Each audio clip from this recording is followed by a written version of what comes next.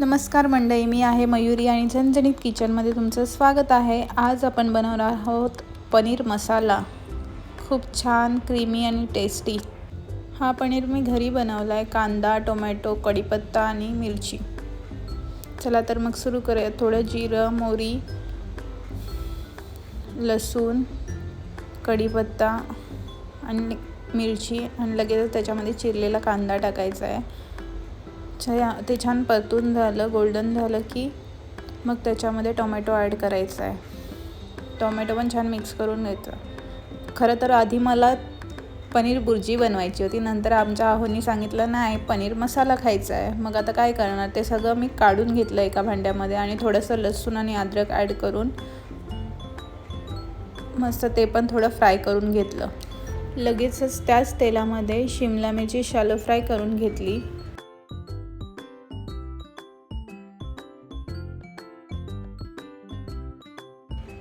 ती व्यवस्थित shallow fry झालेली आहे। लगेच आपण ती काढून घेऊयात एका भांड्यामध्ये। लगेचच त्याच्यामध्ये कांदा टाकायचा उभा चिरलेला, तो पण व्यवस्थित शॅलो फ्राय करून घ्यायचा आहे। पनीर पण शॅलो फ्राय करायचं आहे। जर तुम्हाला फ्राय करून नसेल आवडत तर तुम्ही बॉईल करूनही घेऊ शकता।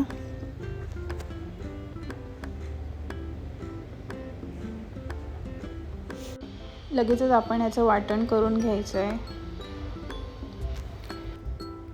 वाटण आपलं तयार आहे।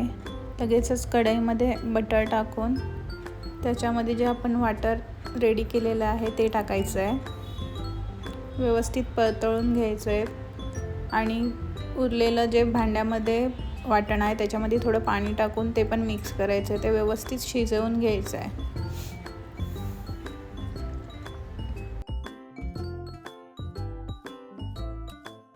लगेचच हळद, मसाला आणि मी जास्त टेस्ट येण्यासाठी चिकन मसाला टाकलेला आहे। आणि हे सगळं जे आपण फ्राय करून घेतलेलं आहे, शिमला मिरची, कांदा आणि पनीर शॅलो फ्राय केलं आहे, ते छान मिक्स करून परतवून घ्यायचं आहे। चवीनुसार मीठ टाकायचं आहे आणि एकदम थोडं पाणी ॲड करून ते शिजवून घ्यायचं आहे व्यवस्थित।